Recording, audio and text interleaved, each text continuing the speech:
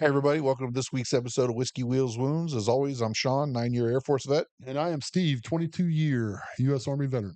Steve, what's featured whiskey this week? Featured whiskey this week is Cold Zero. Cold Zero is, um, this is a special bottle. Some special forces guys got together and they said they wanted a bottle of whiskey.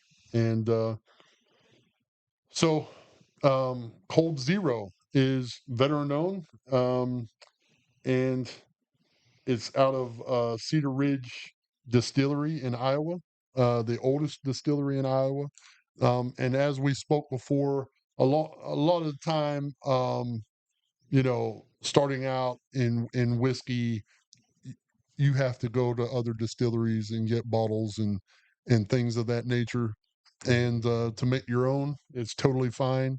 Um, the old adage in the distilling business, if you want to, have your own distillery, you have to be willing to lose money for 10 years, because, it takes time for whiskey to age and all that stuff. So, um, yeah, so, the they kind of call it the brawn and the brains. Um, there's um, three founders, all special forces operators, Casey Maxted, Chad W., and Nick Lavery, are the brawn, are the military connection to Cold Zero. So um, today we have their vodka and their whiskey, and whiskey's 92 proof, and again made out of Iowa, coming out of Iowa. They support two charities. So they in their little spiel on their label, it says they support charities. We looked them up. It's the Yep. Green Beret Foundation, Yep. um, and then the Warrior Rising Foundation, which is kind of neat. Warrior Rising is a, a, a charity they do that helps veterans either become employed with veteran friendly businesses, Right. or more importantly, help the veteran become an entrepreneur themselves and to grow their own veteran owned business. So Yeah. So always a good thing. their goal for 2024 was 10,000 veterans. Their latest count was at 10,400 and some. So they Yeah, already reached their goal for the year and they're still trucking. that's awesome. So and they have a new member to the family, um, and it's the reserve, the Sub-Zero Reserve, and it's a blend. It's a blend of a wine cast. Again, we've talked about that before, but it's a blend of a wine cast and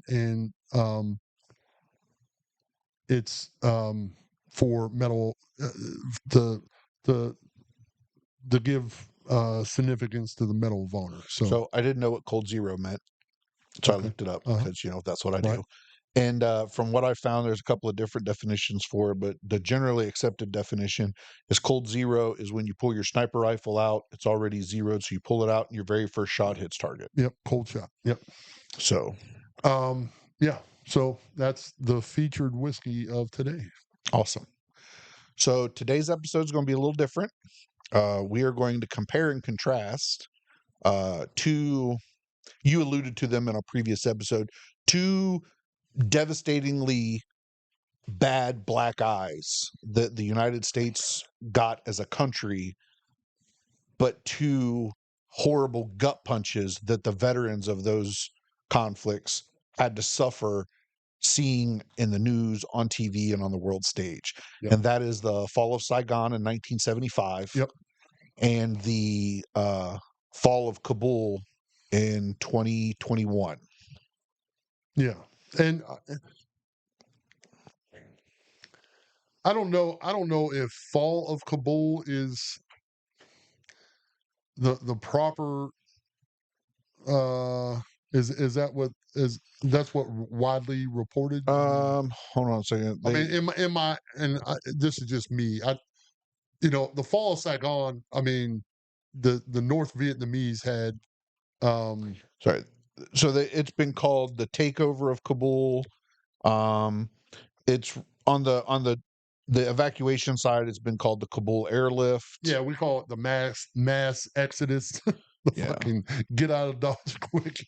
The fucking burn the boats and fucking Yeah. swim to shore. Yeah. Yeah, I think, I mean, this is an episode about parallels of the two, and there's many. Yeah. Um, the But there's also a lot of differences as well. and I think this is one of those. The North Vietnamese had a lot to do with um, the exodus out of Saigon. Um, the Taliban, the fucking Al Qaeda. I don't think they had a lot to do with the exodus out of um, Afghanistan. I think, but both were very politically driven. Yes.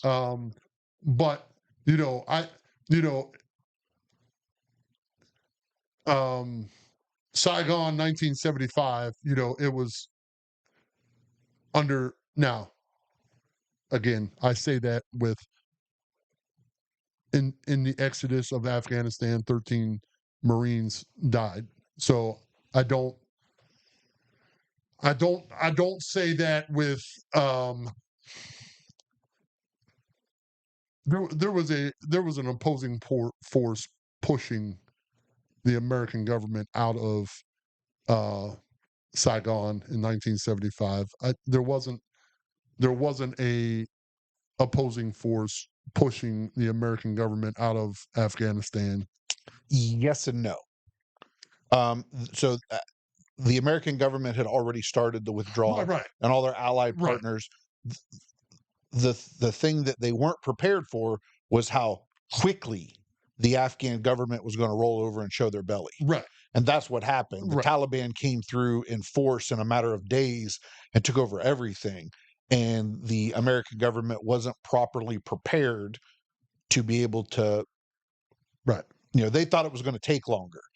Reports say that the intelligence community and military leadership said the Afghan government's just going to roll over. Like they're not going to be able to withstand the Taliban. They just thought it was going to take longer than it actually did.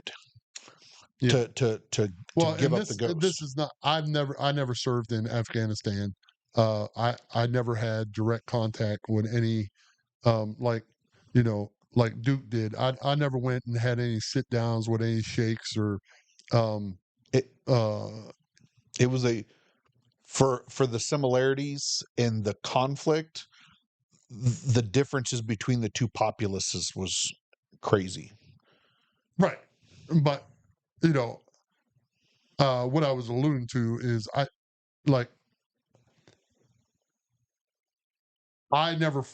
didn't have firsthand knowledge of uh the Afghan people, but however, I knew.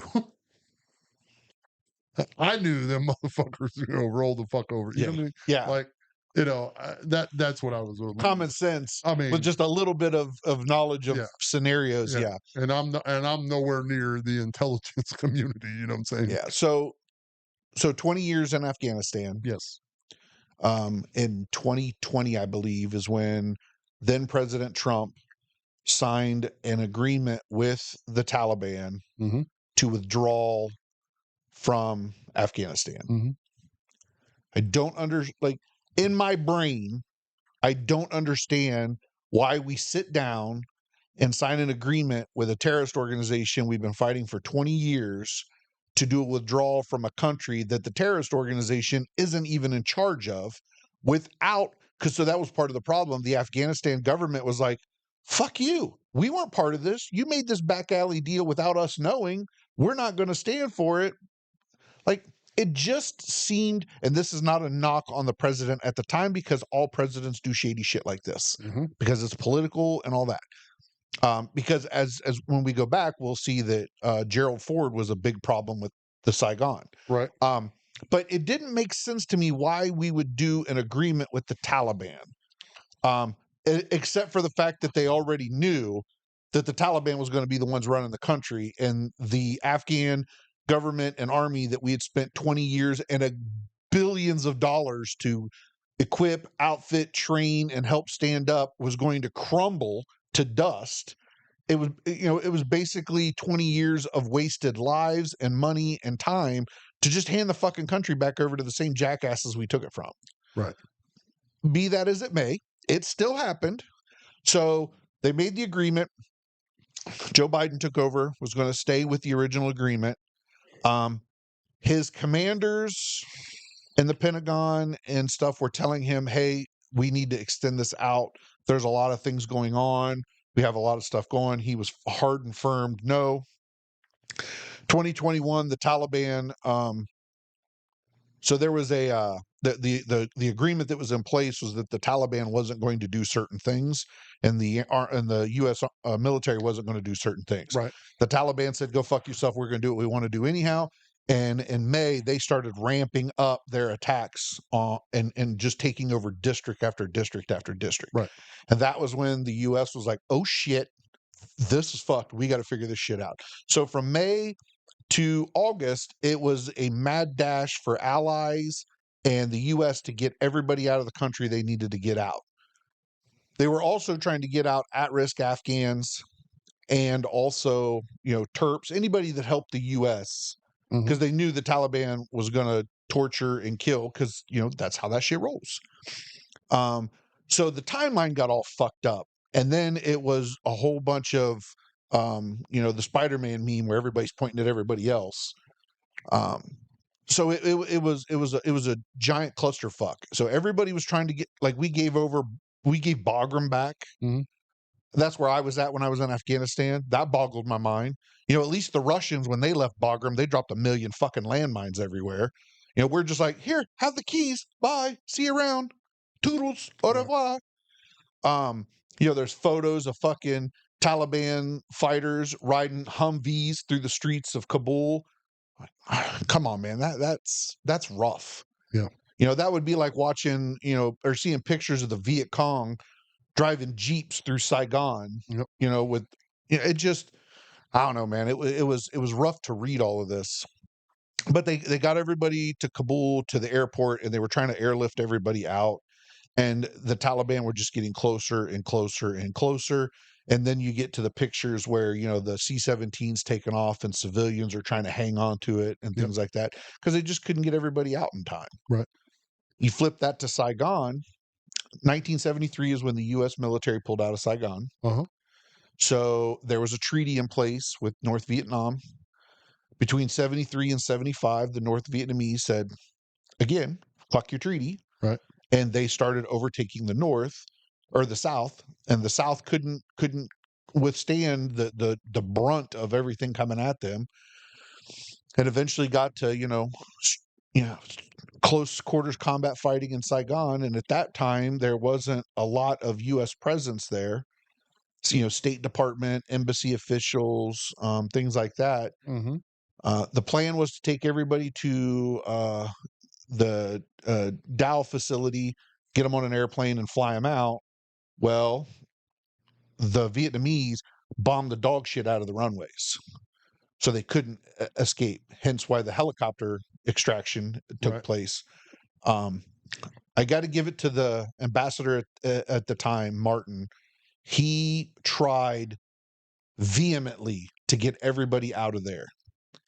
And because Gerald Ford did not want a black mark of the North Vietnamese taking over the embassy while it was still manned and while there were still Americans there, he eventually cut off the ability to fly any more birds in to get the rest of the Vietnamese civilians out of there. The pilot was told he was not allowed to take off on that helicopter without Martin being in the bird. Now this is the ambassador who's still on the ground trying to get Vietnamese civilians on helicopters and to the boats, the Navy boats waiting in the water. The last helicopter, the Navy pilot was told, you will get the ambassador on there. He will be on your flight. He is to get out of there right now. And Martin did get on, but it came out later that there were Marines there that were told that if Martin didn't get on the helicopter, he was to be arrested and placed on the helicopter because Gerald Ford did not want that black eye Yeah. of having that happen. And so, again, a president, caring more about the optics than doing what was right, and an ambassador, like the ambassador in Benghazi, trying to do the right thing, being a good human, Right. and the politics at home just washing their hands of the situation. Yeah. There's yeah. I mean, And strangely enough, in the reports that I was reading after everything was coming out, Martin was able to talk the Navy captain in charge of the ship they were on to stay in the waters there for about another 5 to 7 days to give any civilians that were escaping via boat or whatever a place to come to still, even though they were supposed to leave. They had South Vietnamese helicopters flying out, and then they were just pushing them off into the ocean so they could make rooms for more birds to come in and get people out of there. Um, goddamn. yeah.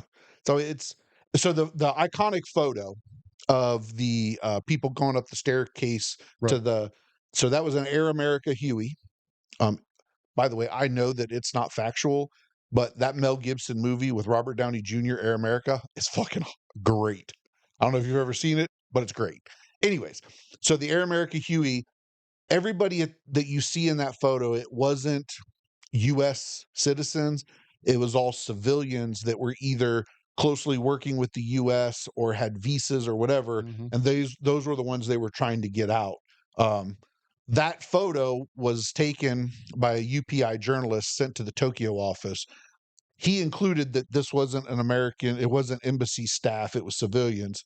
But the Tokyo office changed it to say U.S. embassy staff or something like that. And then for decades, that's what it was known as, even though Right. it wasn't truly that. Yeah. But still, you know what I mean? Like you, I know in Iraq when we were there, we had a lot of the local populace work for us, um, and at their own peril sometimes. Um, you know, And and and a lot of people just didn't care that what was going to happen to him after we left. yeah, like we got our youth out of them, um, and yeah, They were a disposable cog in the machine. yeah, Well, the movie The Covenant with Jake Gyllenhaal.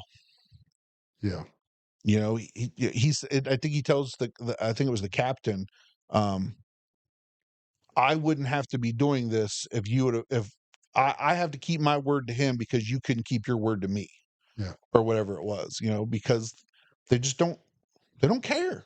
It's not right, important. right, um, and it's not right. No. Um, and but yeah, I mean, I think Afghanistan was in our living rooms every night for 20 years. You know what I mean? Yeah. And the degree of separation in American homes for people in the military is far less now. You know what I mean? And everybody everybody knows someone who served in Iraq or Afghanistan or both, you know. Um, and um, yeah, so it resonates a little more um now. And one thing that's different from Vietnam is soldiers, sailors, airmen, Marines, we have the ability now to record our own stories, Yeah. our own version of what happened.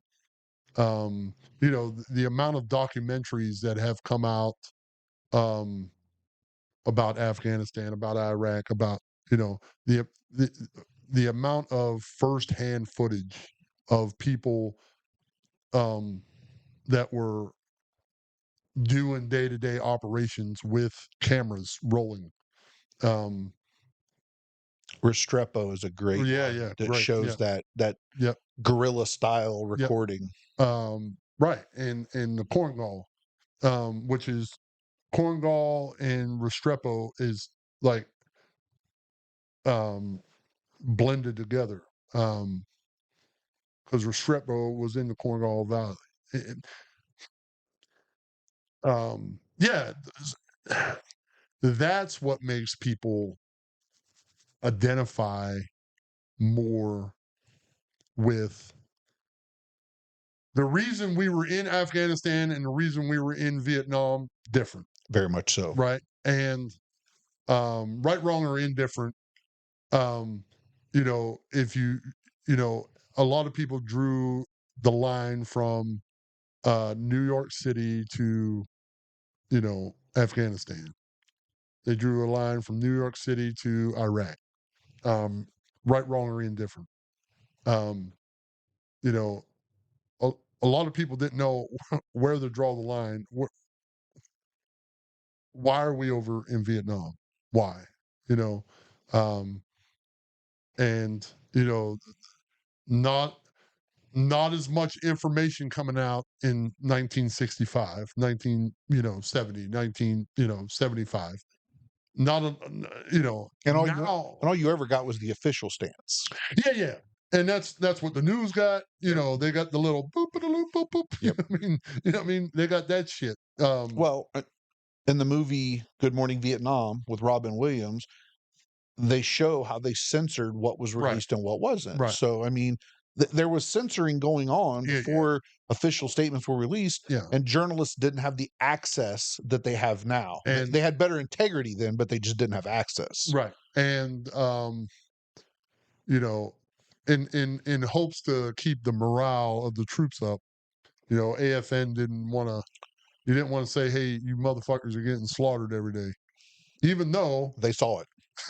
hey, we're getting fucking slaughtered every day. Yeah. Like, oh no, we're winning the war. Like, and then, it's one of those things where you're like, I listen to AFN, I go out on patrol with 30 dudes. I come back and fucking, there ain't about 15 of us in the tent now because half are in half are getting fucking mended up. The other half are dead. And, and then you hear AFN, oh, you know, oh, Jerry is on, fucking, and you're like, like, well, maybe our unit's fucked up. Like, Yeah. maybe our platoon's fucked up because we keep losing motherfuckers every day. But people in other, you know, areas, they're fucking doing great. So, Yeah. I think one of the biggest parallels I draw between the two of them is the Vietnam veterans sitting at home in 1975, April of 1975, watching on TV the stories and the reports coming out about what was happening in Saigon, feeling to themselves, why was I there then? right. Why did 58,000 of my brothers and sisters die on the ground then?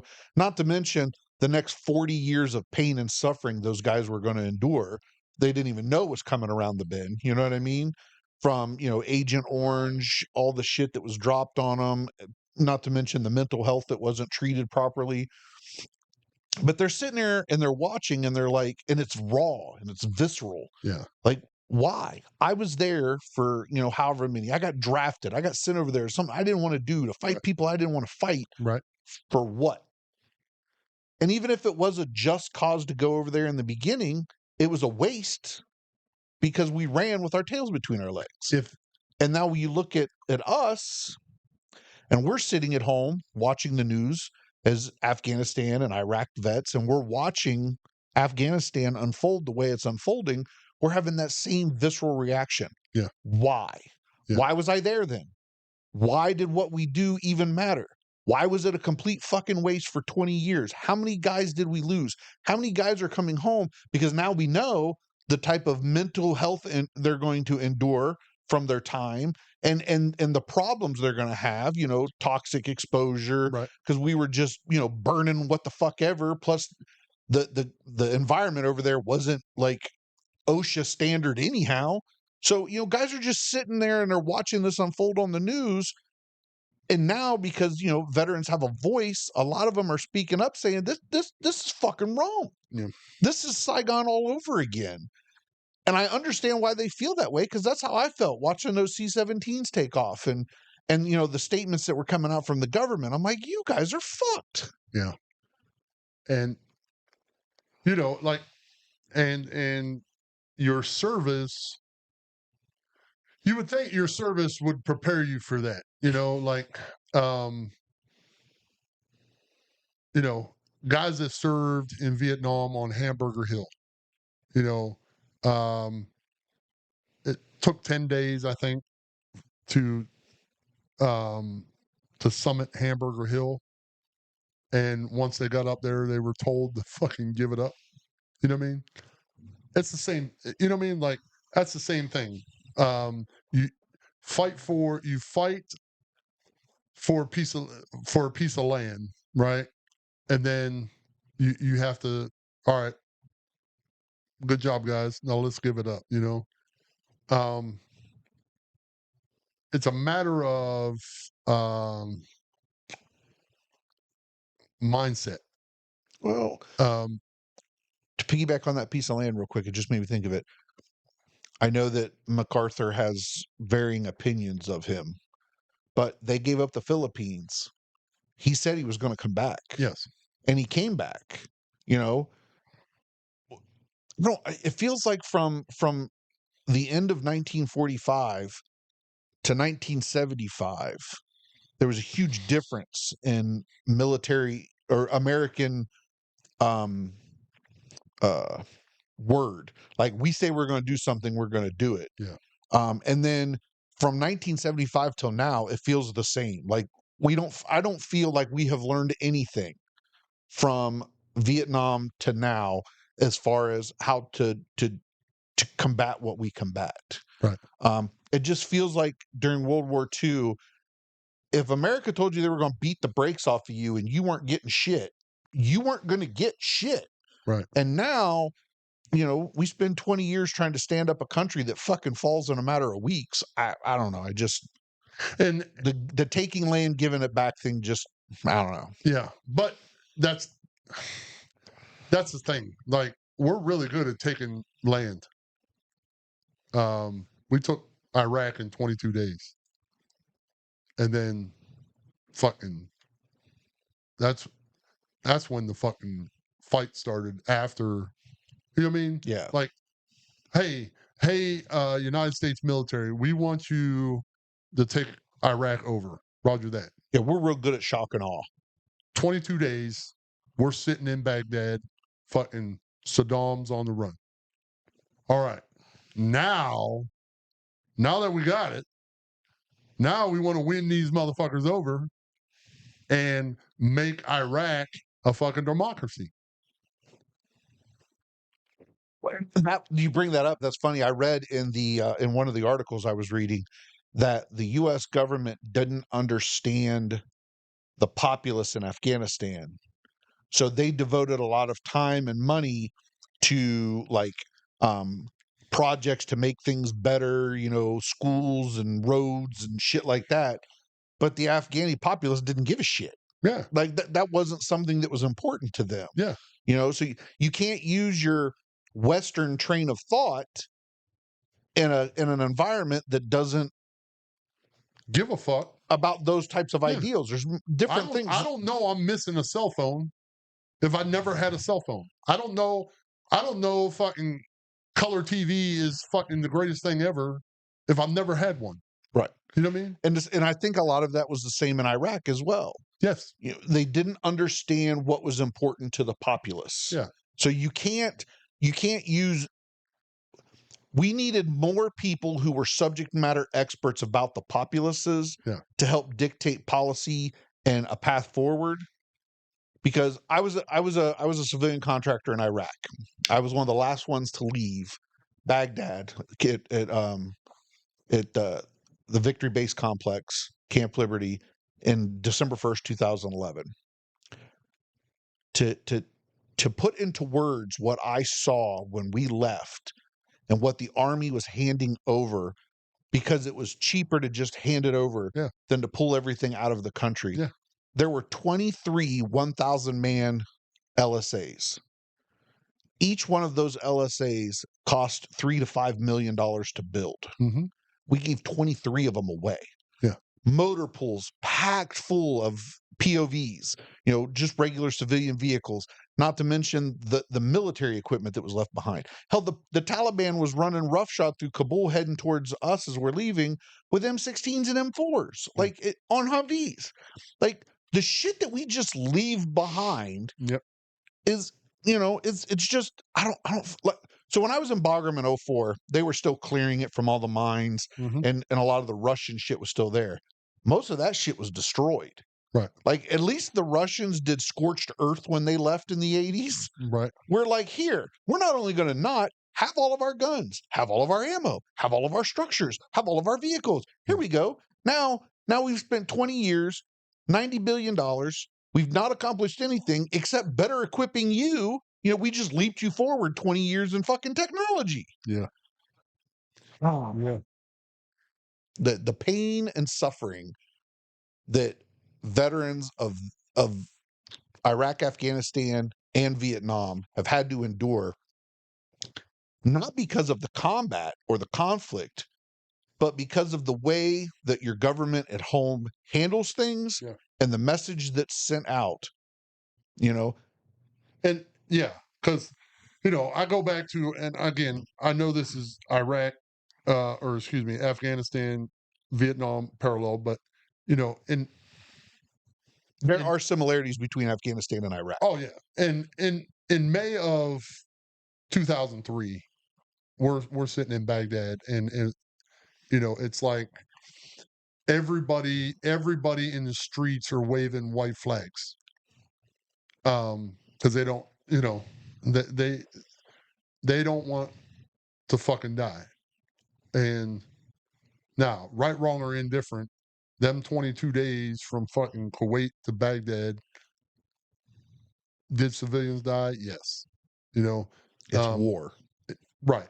Um, so when we got into Baghdad, everybody is waving white flags on cars.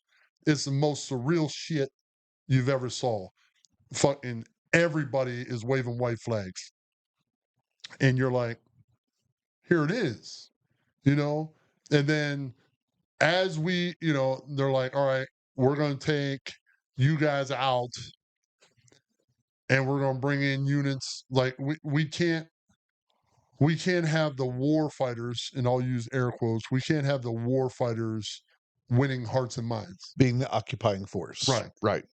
And you know what? Well, it would have been different if we were wearing black and the people you brought in were wearing white.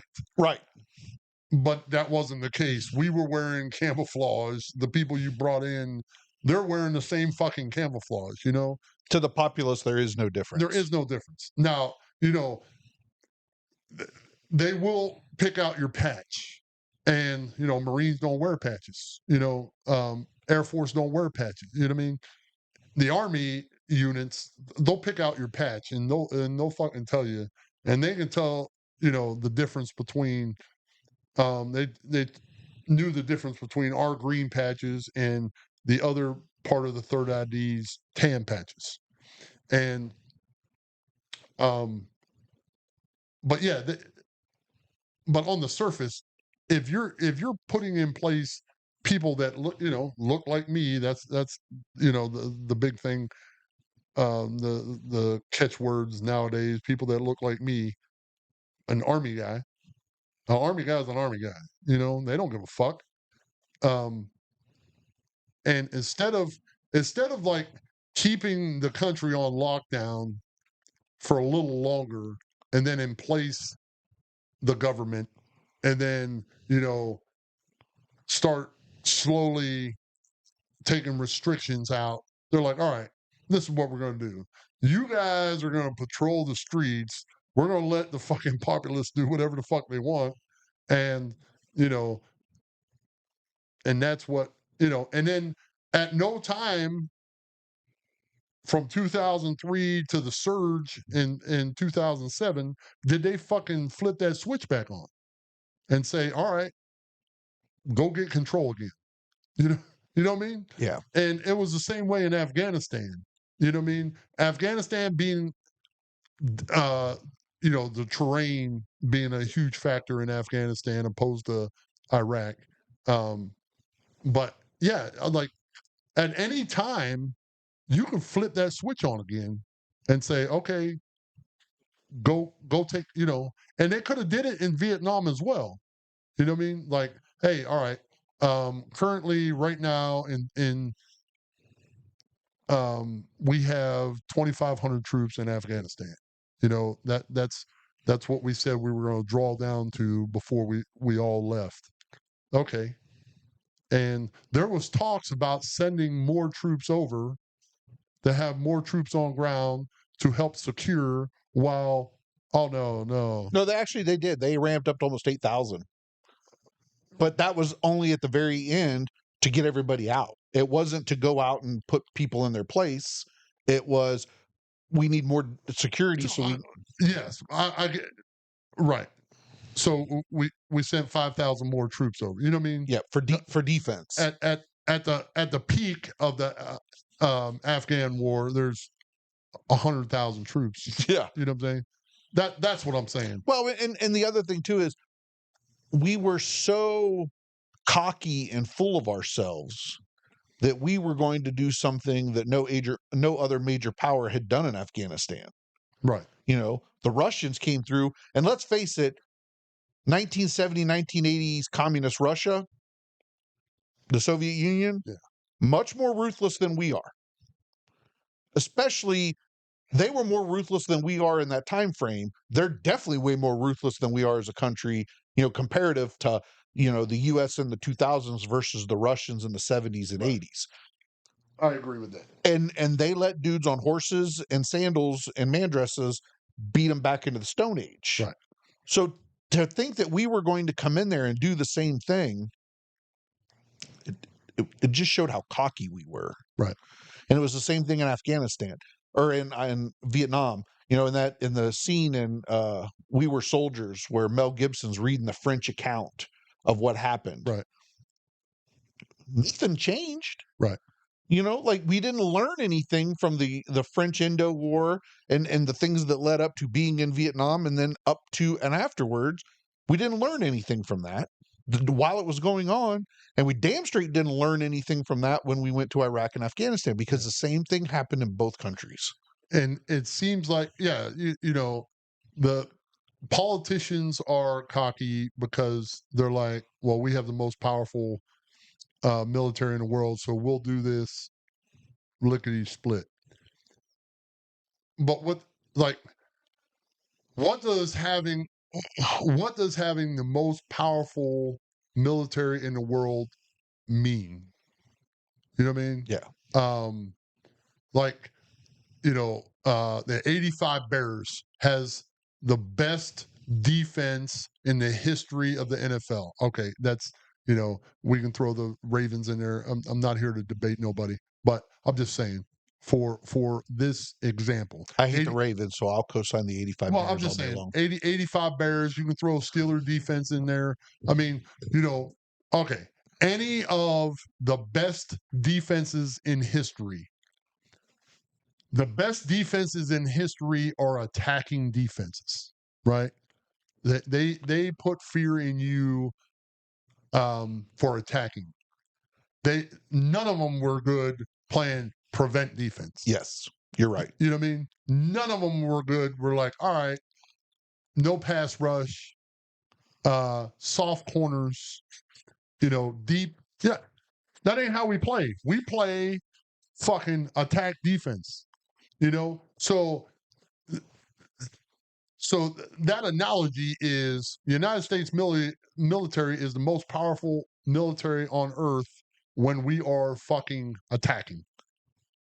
We can take over countries in 22 days with very little resistance.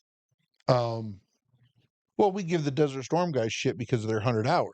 Yeah. That's a prime example. Yeah. Like they ran roughshod over them. Right. You know what I mean? 100 hours. Storming Norman for a reason, you know? And you look at pictures of the highway to hell and what what the fucking the warthogs did, them A-10s did, the fucking that place. Because at the time, I think Iraq had like one of the largest armored armies, like as far as number of tanks is concerned. And then soon as you get there, you know, you're like, all right, guys, now good job. Now let's play some prevent defense. You know what I mean? For the next 18 fucking years. Oh, well, this is bad. Let's kind of ramp it, you know what I mean? Like, no, like, fuck, man. And you know, that's the problem. You know, the problem is you you you you send me to war with a enemy that um is not declared, it's not defined, um it's blended in the populace, it doesn't follow the rules of war, um doesn't follow the Geneva Convention, and you don't relax the ROE, you make the ROE more stringent.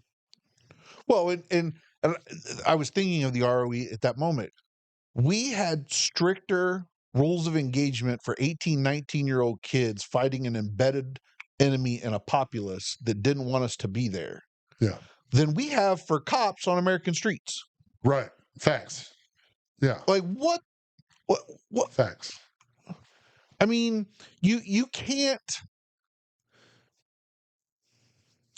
And you can't politic wars. right. And I talk about I've brought up ROE in probably several episodes now, and the ROE is what it is. I mean, the ROE was what we were dealt, right? So now that you're dealt the ROE, now what do you do to maximize your protection?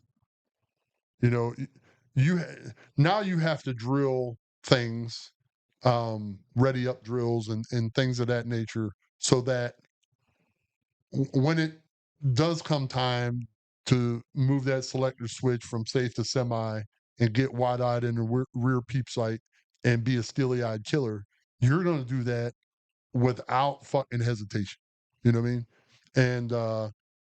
And you're also going to know when I do fucking put 2 pounds of pressure on this fucking trigger, I know I'm gonna have a lot of regrets from my deployments. This ain't gonna be one of them. This is gonna be the right decision because that all that other stuff was handled ahead of time.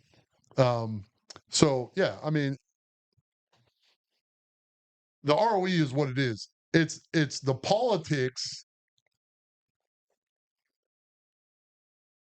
running it's the politics running the military that are saying, yeah, this is the effect we want. You know, the old analogy about, fucking a cat. I ain't gonna tell you how to fuck the cat, just the cat needs fucking. But now you're gonna tell us how to fuck the cat. The cat needs fucking, and oh, by the way, you can't use your fucking dick. You can't, you got. I mean, it's just stupid. I understand that Congress has to have oversight of the U.S. military. Right. It's written into the way our government works. Yes. But they have oversight of the U.S. military. But that oversight should be, hey, we're going to tell you who to go fuck up. Yeah. How you fuck them up is the military leader's specialty, right? Right. Once you fuck them up, now we're going to get the State Department involved, and we're going to work out a transition plan that maximizes security, while maximizing whatever our achieved goal is. Right. We don't do that. We tell the military where they're going to go, how they're going to do it, what they're going to do when they get there. And then when they achieve mission success, which let's face it, we rarely don't achieve mission success as a military, Right. we're going to stand there. We're going to pull your pants down. You're going to hold your dick in your hand. And then we're going to try to reach our other goals while you're standing there not able to do a damn thing. Right. And then tell you that you failed and constantly fire your leaders because somebody's head's got to roll, and it ain't going to be anyone in Congress. yeah, because yep. I mean, I know that there's been some generals that it's come out where they weren't exactly the best choice for whatever task they were doing, but that's been that way throughout history. Yeah. But there was also a lot of military leaders that took it on the fucking chin because somebody's head had to roll because of a stupid fucking decision that was made in Washington, D.C. Oh yeah. And I mean, that goes back to the Civil War. Hey, we need to do this, that, and the third. Get make it so, General. And that general is like, I don't think we can do that. He's like, Roger, go teach classes somewhere. Yeah. Or go back to fucking being a lawyer. Yeah. So yeah, I mean, it just, I never thought I would understand. I never thought I would understand what Vietnam vets had to go through watching how Vietnam unfolded at the very end. I just never thought I would have to endure that. And then in 2021, I got to see a little bit of it in 2011 as I was on a boot on the ground as a civilian watching the transition of Iraq back to the Iraqi government. And then the subsequent power vacuum it created, and Al Qaeda took over most of the country. So I already knew like that was a possibility, but just the visceral images of the Kabul airlift and what, and I don't know how they felt, because I wasn't, you weren't there on the ground to get that right. visceral reaction from them when it happened, but it had to be a lot of the same feelings. I would. It had to be. Yeah. I mean, again, I had some fucking feelings, and I was, you know what I mean? Like, it wasn't dirt I fucking fought for. And yes, in Afghanistan, we lost a fraction of the guys that we lost in Vietnam. It was like over 58,000 right. that died in country. That don't include all the ones that passed afterwards. So the sense of loss was much greater for those guys compared to us as far as buddies that were lost and friends that were lost. We've gone out to the Mideast conflict wall, and compared to the Vietnam wall, I mean, it is significantly smaller. Yes, still very much impactful for us. So there's a lot of similarities between what our experiences are as veterans with Vietnam veterans, in relationship to our individual walls, to the withdrawal from our two conflicts and the Vietnam conflict. There's a lot of similarities there. And it's a lot of shared anger and pain between our generation and their generation. And we shouldn't, I'm 45 years old. I was born in 1978. So I was born after everything happened in Vietnam. I shouldn't be suffering the same feelings, almost the exact same type of feelings that guys suffered in 1975, 50 years later. Like, I shouldn't be. It's wrong on so many levels that I'm suffering the same feelings that they did because our government can't. Politics is so important that we can't do the right thing when it needs to be done. Yeah. And again, like I said in that episode that struck up this conversation, you would think, you know what I mean? If common sense was common, we'd all have it. And They should call it rare sense. And our, yeah, right. And our I think politicians, I'll get on this soapbox for 1 second, then I'll jump right the fuck back off. I think politicians are more worried about being right in the sense of I'm right, you're wrong, than it is, you know, if you want to fight over shit that means nothing in the United States and you want to bash each other about it, cool, do that. But things that put people's lives in jeopardy, you know what I mean? You need to put fucking politics aside and say what is right for our citizens right now. Um, Not 10 years from now, right now, right? You know, this fucking um, electric car bullshit. Like, oh, in 30 fucking years, you know, but right now we don't have the fucking infrastructure, the fucking, you know, support all these fucking electric cars being on the grid, but everything has to be right now, and then other people are suffering because we're putting money to this shit and we're not putting money over here. It's the same concept with the military. You know what I mean? Like, fuck, man. Like the the fucking judicial military fucking um the Congress when they hand out money to the military, and I get it. There's a fight with it every year, and we have we have the highest paid military. Well, I'm talking funding, not fucking Yeah. paid, Our but defense budget. our defense budget is higher than the next 12 countries put together. I get that. Um, But that doesn't mean it's, as we shown in previous episodes, uh, when we talked about, well, no, we hadn't talked about it yet. When we talked offline about the VA right, and their fiscal year 25 right, budget, they spend a lot of money, but that don't mean they spend it right. right. And you know, like goddamn, like everything's a fucking fight. Everything, nothing gets passed because you know the divide between Democrat and Republican is so wide. There's no fucking common ground anymore. There's no common ground between the politicians. There's a tons of common ground between the guys on the ground. They just don't know there's a lot of common ground. Yeah, I absolutely.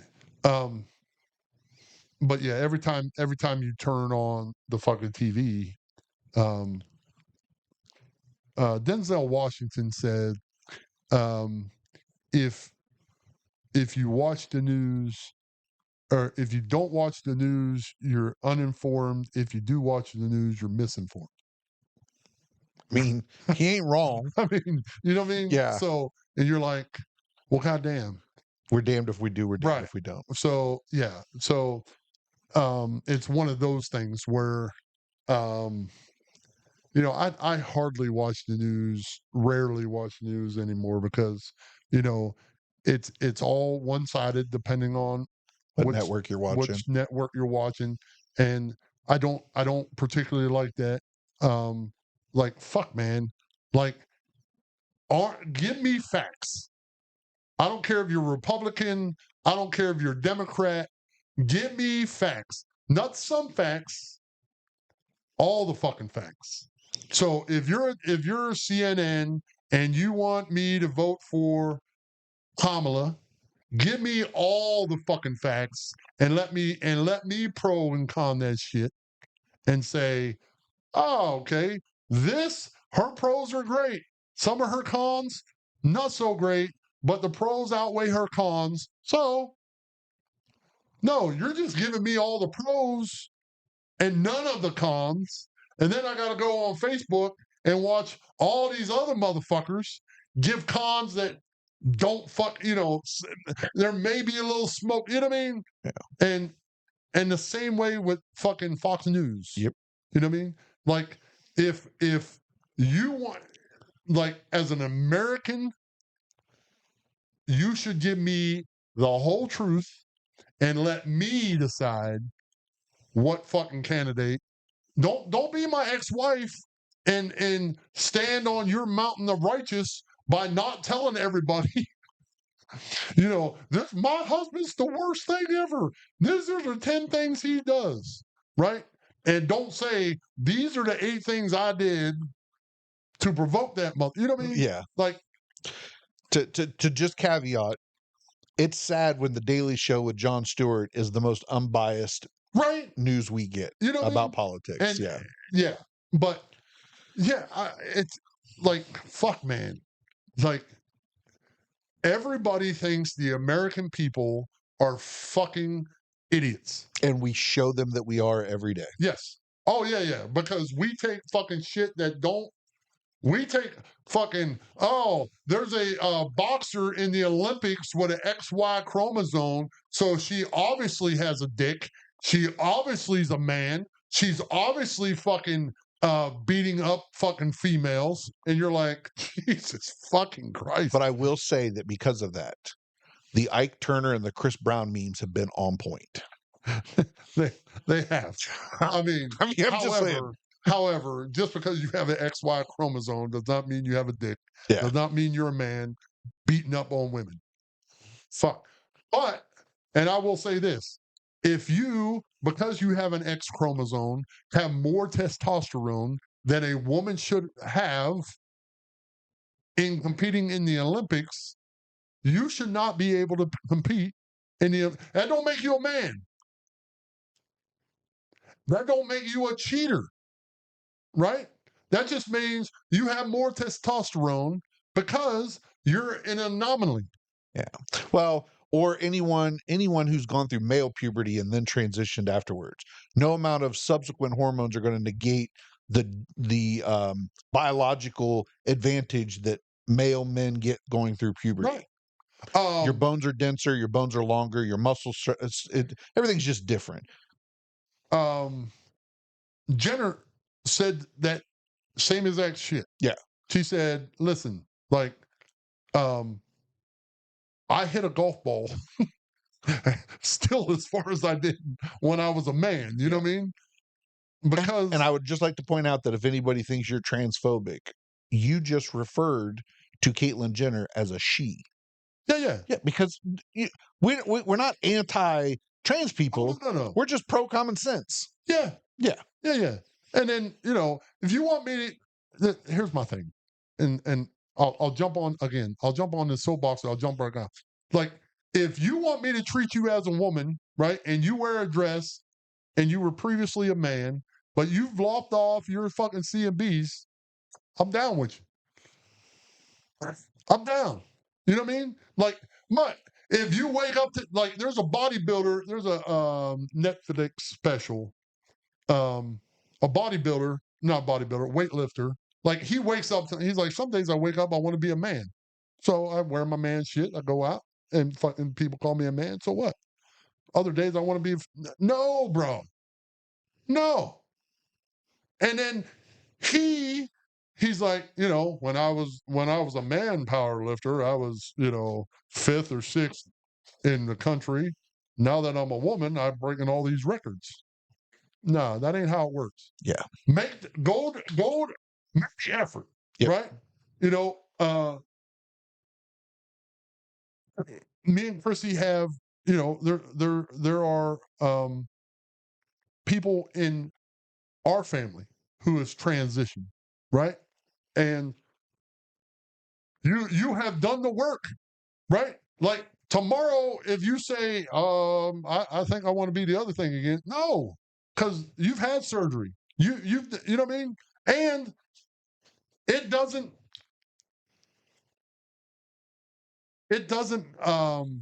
calling her a girl and calling her a boy, like, you made the steps. Again, I'm simple, man. If you're a girl, I'll say yes, ma'am. Right? If you look like a girl, I'll say yes, ma'am. You look like a boy, I'll say yes, sir. You know what I mean? And if you correct me, hey, I appreciate if you would call me blah blah blah. Okay, yeah. but don't sit there and scream at my Oh, face yeah, and yeah, call me all kinds of yeah, yeah, stupid shit. yeah, Like those memes. I'm a man. yeah. Like, goddamn, come on. Um, but yeah, that's my little soapbox there. Yeah. But yeah, Caitlyn Jenner's like, I still hit a golf ball fucking as far as I did when I was a man, when I was Bruce. So, you know, no, I don't think it's fair for um athletes, and I don't. I I don't I I don't think, you know, the huge controversy with the swimmer, you know, my thing is if he when he was a man, right? When he identified as a man, let me clarify. When he identified as a man and he was on the men's swimming team and he was like, "You know what? I feel in inside that I am a female. Go ahead and do your it, it ain't a transition to change clothes. That ain't a transition. Transition is you go from one person to another. That's a transition. And you know, um, but you're still gonna have the testosterone of a man because that's where that's where science comes in. You know what I mean? Believe the science. Okay. Science says Yeah. We could go on a long. that could be his own show, Yeah. but Maybe I'm we just should do one like well, that. just saying, like, you know, um, yeah, I don't even know how we got on this fucking I don't topic, either. but So every time we get started about this conversation, I think of the line from fucking Ted. There's no chicks with dicks, Johnny. There's just dudes with tits. yeah, but yeah, I mean, I have no idea how we got I there, don't but know. Back to Kabul and Saigon. yeah, We can relate to the Vietnam veterans because we share that pain of watching the fiasco of the withdrawal and the absolutely, subsequent thing go absolutely, back. and I, you know, even when you're in the fight, and I know everybody who has patrolled outside the wire in any conflict, they will tell you, like, yes, them dudes that were fucking marching up Hamburger Hill every day for 10 days. It was, in the moment, it's never about that piece of land. It's always about the guy left or right. It's always about fucking, the people are there with you. And it's only in hindsight when you're like, God damn, it took us 10 days to take this fucking hill, and as soon as we did, we had to give it up. It took us 20 years it didn't take us 20 years to take over Afghanistan, It's not so much about the land, it's the fact that the guys you took it with, their blood's in that soil Right. now.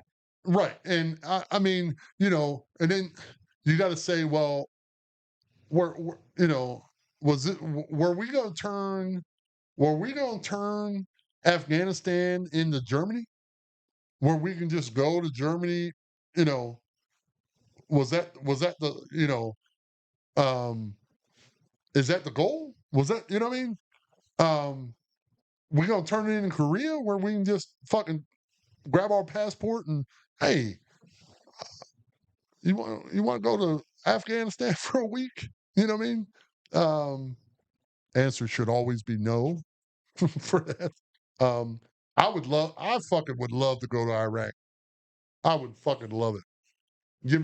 Just let me ride around Iraq by myself. Drive down Tampa.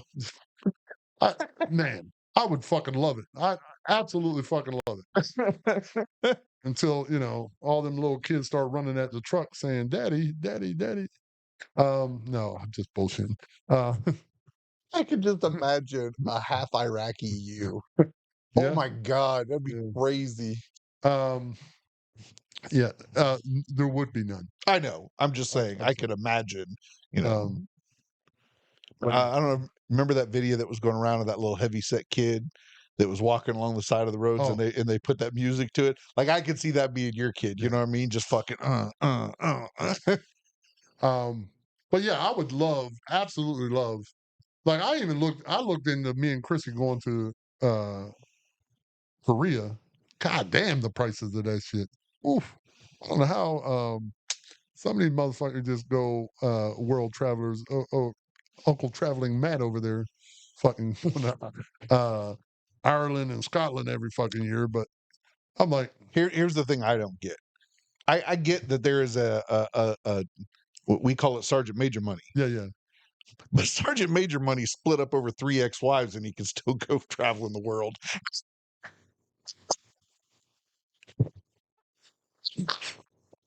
I mean, Or maybe it's significant Sergeant Major who foots the bill, and he just goes well, his arm I don't know. Some light has been shed because his significant other wanted to pay cash for a fucking brand new Harley last week, 2 weeks ago. Like My I bad. said, he just goes his arm candy I now. mean, goddamn. I was like, all right, fucking, fucking balling over there. Well, that's a great segue into this week's Fuck That Guy. Yeah, Fuck that guy. So, former specialist Sanda Frimpong, Frimpong. Yeah, 33-year-old, was originally from Ghana, naturalized a U.S. citizen, yeah, was in the Army, stationed at Fort Liberty, yeah, used to be called Fort Bragg. yeah. Um, really should have been renamed Fort Benavides, but whatever.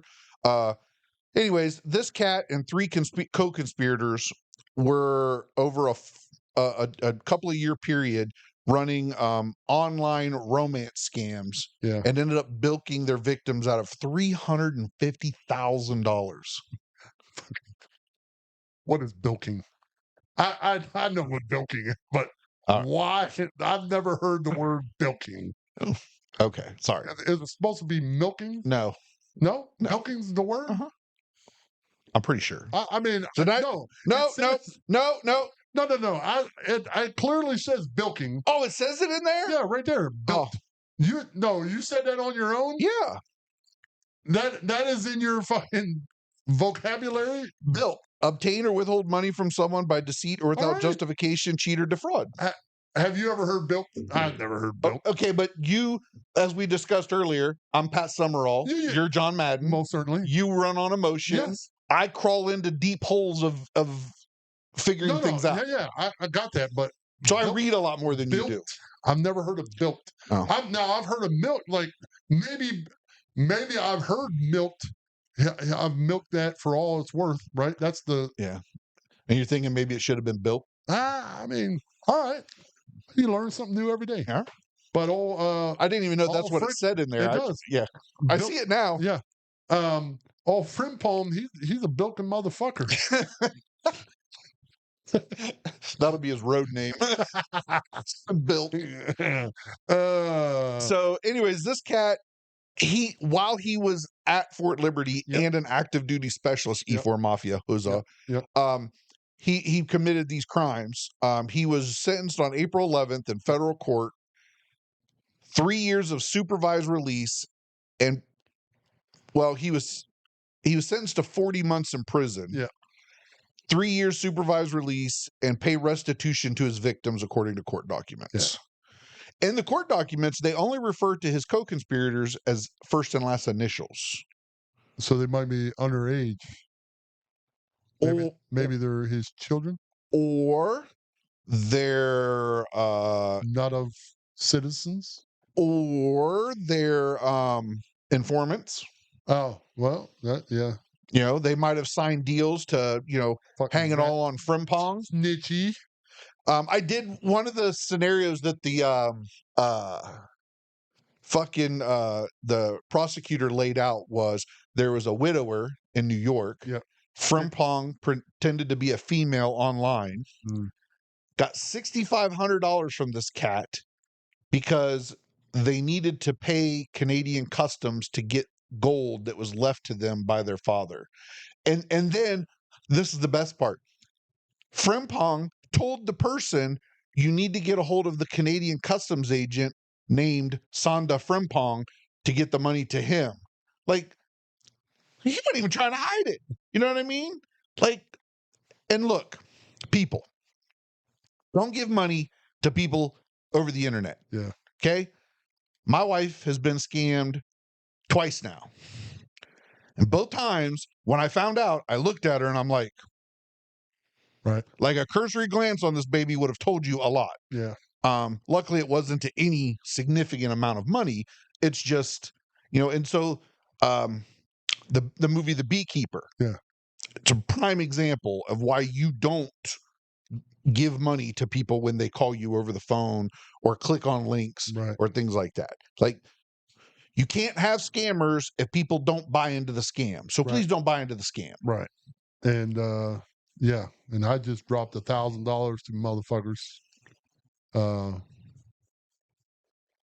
Not just it's been several months now, and we were able to get that back because they wasn't smart enough to transfer that shit by the time we can get it. But anyway, we were able to get it back. So, and again, I was smart. Like, as soon as my mom's like, so someone called and said that, or a fucking blocks came up on my computer saying that I needed that. I'm like, no, mom, don't hit that button. Oh well, we did, and fuck, Like, I've trained my dad.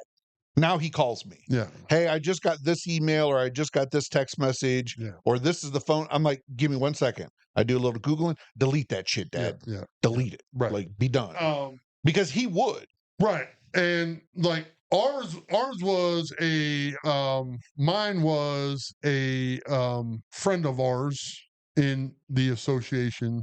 Um, there was a long story. Hey, father is in hospice. He wants to get a bunch of his stuff done. We were just at an event. They wasn't there. Why? Because the dad was in hospice, right? So it everything in the thing added up, and I'm like, well, helping them helps me, so I'll help them, and yeah, and then there was moments there's moments in the transaction where you're like, huh, this don't seem fucking right. But I gave you my word that I would buy this from you, so I'm gonna go the extra mile to buy this from you. And then my wife called the wife, and they're like, no, no. You're like, fuck, man. But I'm one of them dudes. I'm like, well, I'm gonna take this motherfucker on the chin because it's my stupidity, and you know, um, but my wife, she's like, we're gonna call and see what we can do. And she called, and motherfuckers like, hey, we'll get it back from you, and they did. And so, hey, Frimpong, fuck that guy, man. Fuck that guy. And his co-conspirators. And while we're at it, fuck the politicians. Oh, all of them motherfuckers. All them motherfuckers. Yeah. But go vote. What kind of name is Frimpong? It's fucking gone. I got that, but like, man. Now I know why he was online romancing people, because you ain't picking up nobody with the name Frimpong. Ain't no woman in the Americas wants to have the last name of Frimpong. Yeah. I mean, I don't know. All right. Till next time. We out. We out.